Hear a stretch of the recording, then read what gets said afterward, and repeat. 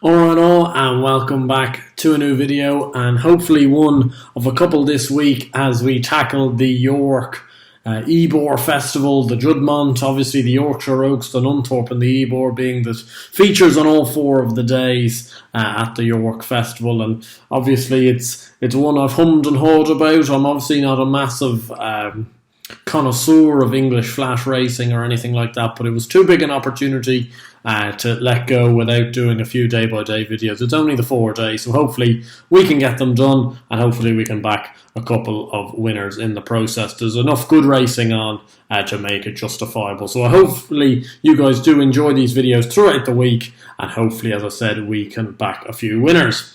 Starting off with day one, which is tomorrow. Now, let's bear in mind it is 3:15 on Tuesday afternoon, so the prices are all correct as of 3:15. This may well change by the time you guys see this video, whether it's Tuesday evening, Wednesday morning, whenever it might be.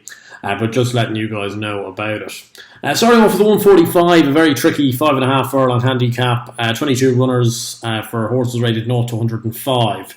And, it's one of those ones that I think it's probably better siding with something at a bigger price, and that's what I'm going to do. This horse does have a fair bit to find, but I think he's probably a little bit overpriced, and it's a horse called Leodis Dream.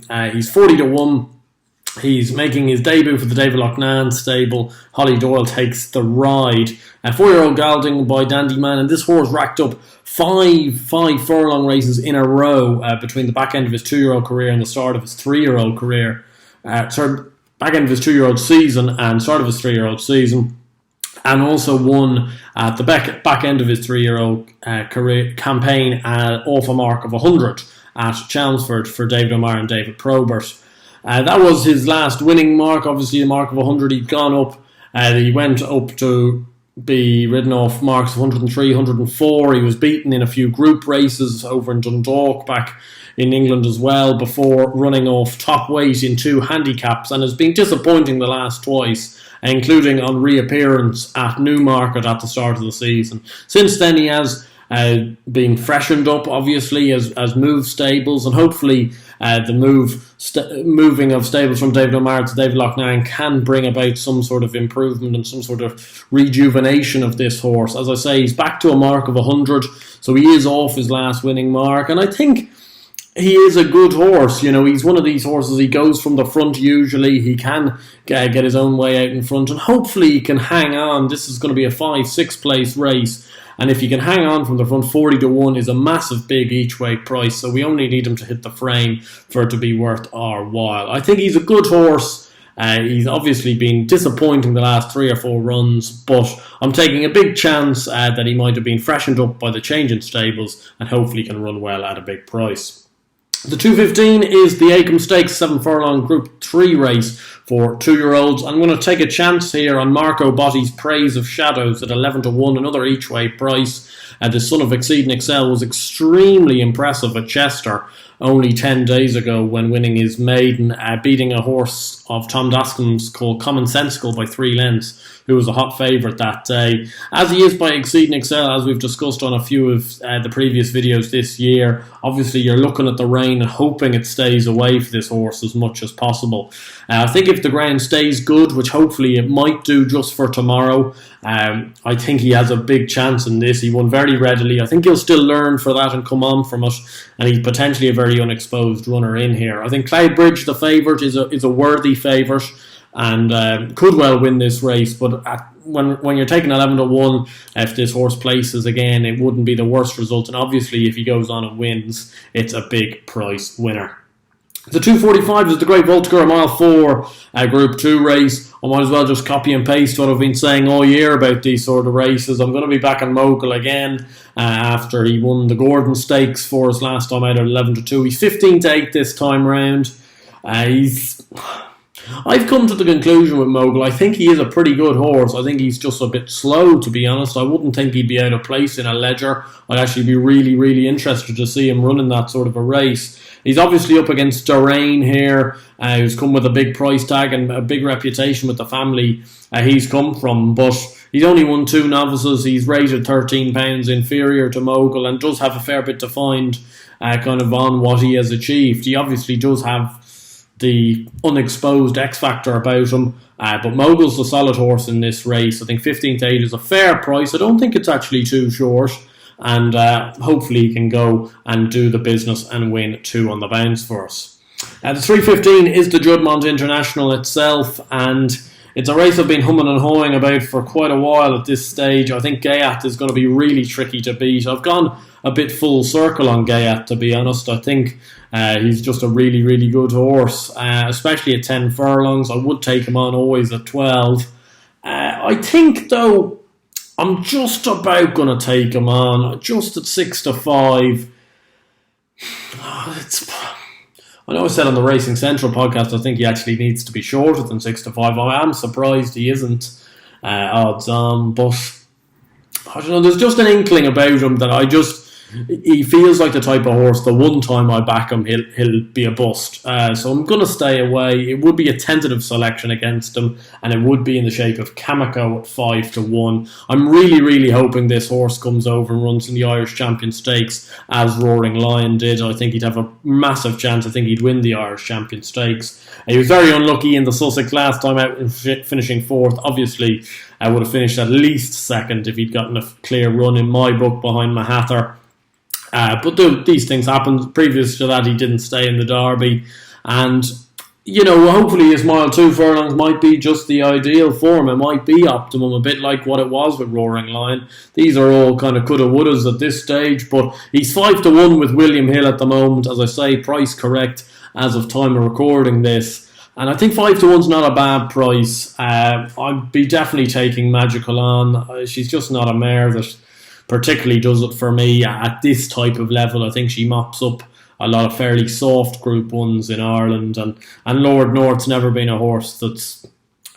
Well, Lord North's won Group 1, but you don't really know how good the form of it is. So it's going to be probably a kind of fact-finding mission more than anything for Lord North tomorrow to really test the waters to see how good he is. But Kameko, a tentative selection, wouldn't surprise me if Gayat does the business though.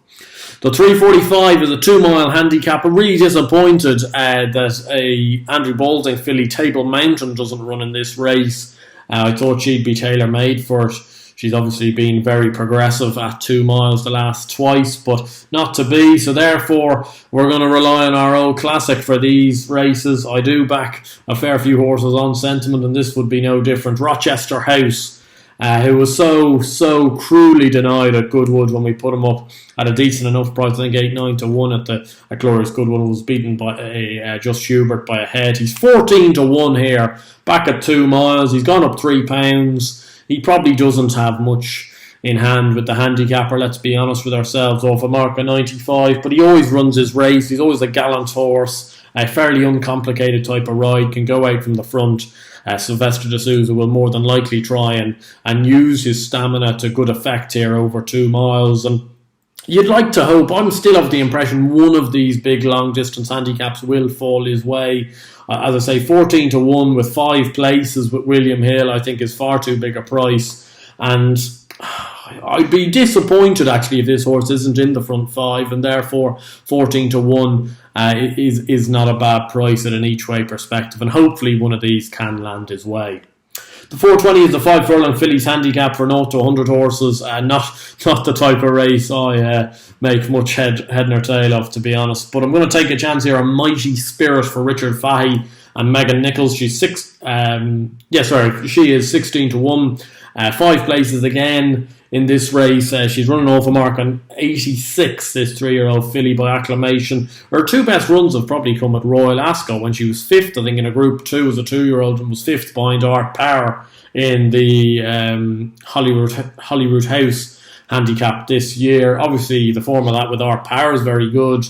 She's been very disappointing the last twice, but she's dwelt in the stalls. She got upset in the stalls at York and was very slow away at Thirsk as well. So you wouldn't know. She was 5th in a listed race at York, only beaten 2 lengths around this time last year. So she does have some form at the track, and I think if she breaks on terms, she's got a massive chance here. Megan Nichols obviously takes off 3 as well, so in effect she's running off 83 when she was only beaten 5 lengths by Art Power off a mark of 90 at Ascot not that long ago. So 16 to 1 hopefully might be a big enough price for this John Dance owned filly.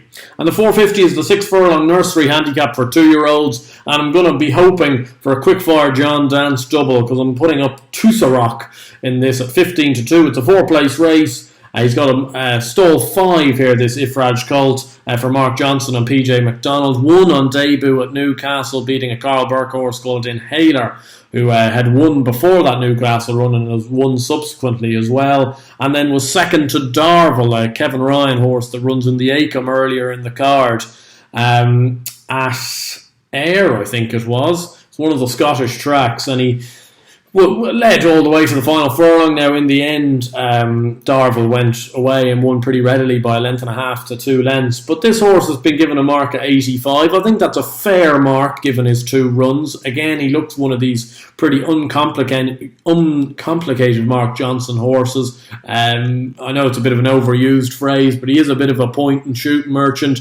He seems to break well. He can go from the front. He can sit just in behind. He looks pretty uncomplicated. And as I say, I don't think the mark is overly steep on him. There are a few unexposed horses in this race that have just won maidens and are stepping into nurseries for the first time. He's one of them as well, so I'm going to take a chance on him. 15 to 2, not the worst each way price. Anyway, I hope you guys did enjoy this video. If you did, please do give it a like and subscribe to the channel down below as always. And always give us your thoughts for York Day 1 down in the comments yourself. What do you think for the Juddmonte or the Great Voltigeur or any of the handicaps? If you have something at a big price, do let us all know, and hopefully we can all back a couple of winners together. And until tomorrow, where we'll be covering the Yorkshire Oaks and the likes from Thursday's card, I hope you stay safe, stay well, land a few bets, and I'll see you guys then. Cheers.